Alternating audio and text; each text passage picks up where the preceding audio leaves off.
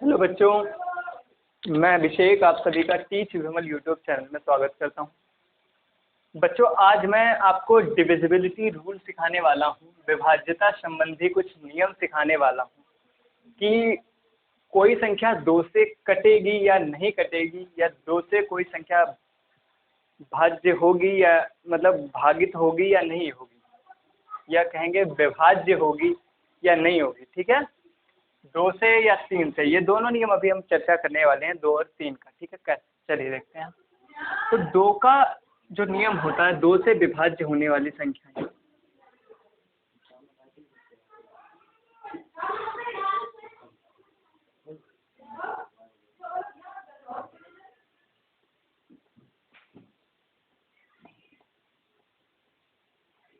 बच्चों 2 से विभाज्य संख्याएं कौन कौन सी होती हैं, तो सुनो। जो संख्याएं बच्चों, या जिन संख्याओं का आखिरी अंक, इकाई का अंक अगर 2 से मतलब 2 से विभाज्य हो जाता है या 2 से कट जाता है, वो सारी संख्याएं 2 से विभाजित होंगी। जैसे एक संख्या लिखता हूँ 12, 24, 3, 3, 9, 5, 2, 7, 3, 2, 1। अब चेक करते हैं इसमें से कौन कौन संख्याएं 2 से विभाजित होंगी। तो देखो, इसका आखिरी अंक 2 है, वो 2 से कट जाता है। 2 से विभाज्यता का सबसे सरल नियम यही है कि जो आखिरी अंक है वो 2 से कटना चाहिए। 12 का 2 कट जाएगा, यानी कि ये संख्या 2 से विभाज्य होगी। 2 से कटेगी कैसे? 2 से 2 का पढ़ा पढ़ो। 2 1 2 2 4, 2 3 2 2 5 2 छंगे 12। तो इसका इकाई का अंक जो 2 है, इसीलिए ये भी कट जाएगा। यहाँ पर 4 है, इसका भी इकाई अंक 2 से कट जाता है, ये भी कट जाएगी, ये भी 2 से कट जाएगी, और ये नहीं कटेगी। पूछो क्यों? क्योंकि इसका आखिरी अंक 1 है। ना मानते हो, इसको देखते हैं क्या ये 2 से कटेगी। तो जैसे ही हम इसको भाग करेंगे 2 से, 2 दूना 4, 2 तियां 6, 2 छंग 12, 2 छंग 12, और फिर बचेगा 1, और 1 2 से नहीं कटता, इसीलिए ये संख्या कभी भी 2 से नहीं कटेगी। यानी कि 2 की जो विभाज्यता का नियम है वो ये कहता है कि संख्या का अगर आखिरी अंक, या जिसको इकाई अंक कहते हैं, अगर वो 2 से कट जाता है तो संख्या 2 से विभाज्य होगी, ये संख्या 2 से विभाजित होगी, वरना संख्या 2 से विभाजित नहीं होगी। तो 2 की विभाज्यता का क्या नियम है कि संख्या के आखिरी का अंक या इकाई का अंक 2 से कटना चाहिए। अब बात करते हैं संख्या 3 से। 3 का विभाज्यता का नियम क्या कहता है? बच्चों, 3 का जो विभाज्यता का नियम कहता है वो ये कहता है कि जो संख्या है उसके सभी अंकों का योग अगर 3 से कट जाता है तो वो संख्या भी 3 से कट जाएगी। कुछ समझे आप?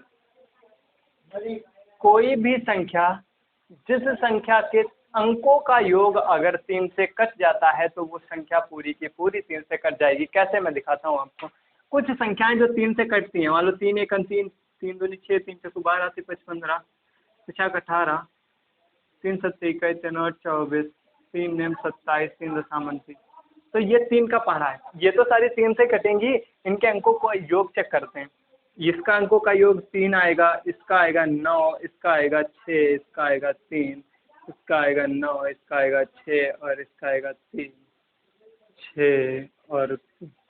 यहाँ पर आप देख सकते हैं 3 6 3 6 9 3 6 9 3, ये सारे अंक 3 से कट रहे हैं, इसीलिए ये सभी अंक 3 से कट रहे हैं। यानी कि 3 से विभाज्यता का नियम ये कहता है कि अगर अंकों का योग 3 से कट जाता है तो वो संख्या भी 3 से विभाजित होगी।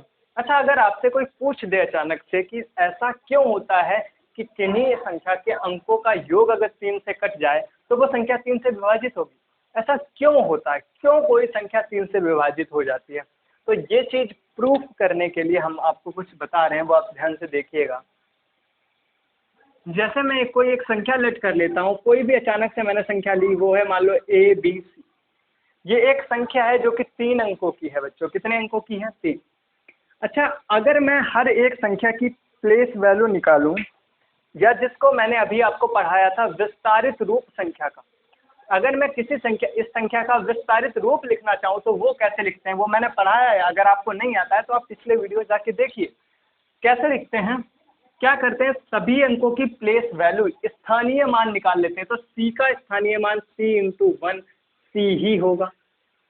अच्छा, अगर मैं b का स्थानीय मान निकालूं बच्चों तो ये कितना होगा, b इंटू 10, ये होगा 10b।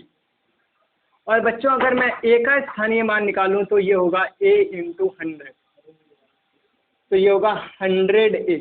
तो बच्चों कुछ ये हमारी जो संख्या है उसका विस्तारित रूप क्या होगा, तो ABC का जो बच्चों विस्तारित रूप होगा वो होगा 100a प्लस 10b और प्लस c।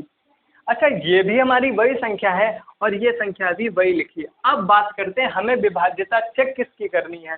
तो हमें विभाज्यता चेक करनी है किसकी, बताओ किसकी चेक करनी है, 3 की चेक करनी है।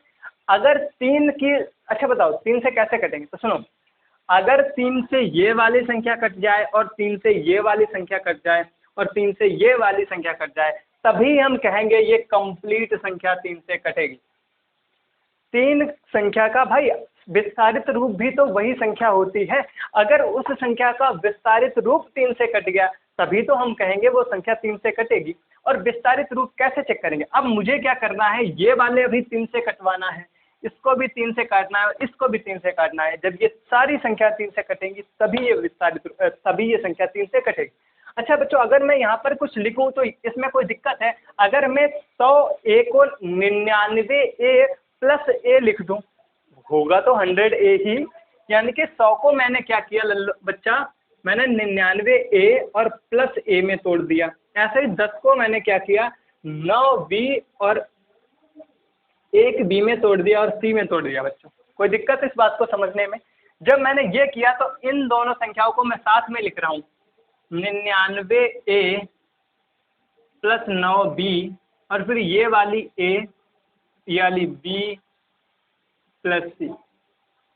अब मुझे ये बताओ बच्चों, क्या 99a जो है वो 3 से कट जाएगी।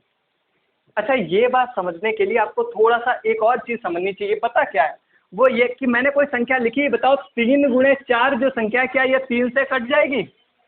बच्चों बताओ, क्या 3 गुणे 4 3 से कट जाएगी। आप कहेंगे 3 से कट जाएगी, पूछो क्यों, क्योंकि यहाँ पर 3 जो है इसका गुणज है। 12 जो भाई पता 3 चक्कू 12 तो 12 होता है ना।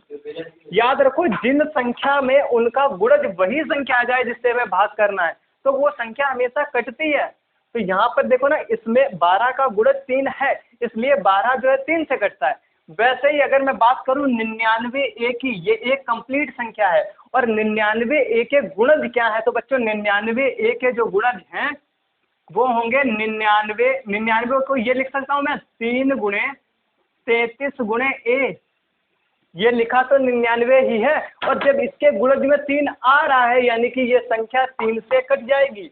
अब 99a 3 से आपका कट गया, 9b भी 3 से कट जाएगा। पूछो क्यों, क्योंकि 9b का जो गुणज है वो 3 गुणे 3b है, इसमें भी 3 आ रहा है यानी कि 9b भी 3 से कट जाएगा। अब बचा कौन, तो बचा आपके पास a plus b plus c, यानी कि अगर a plus b plus c 3 से कट गया तो ये संख्या 3 से कटेगी। और यही तो 3 की विभाज्यता का नियम है कि अगर तीनों अंकों का जोड़ जो है वो 3 से कट गया तो वो संख्या 3 से कट जाएगी।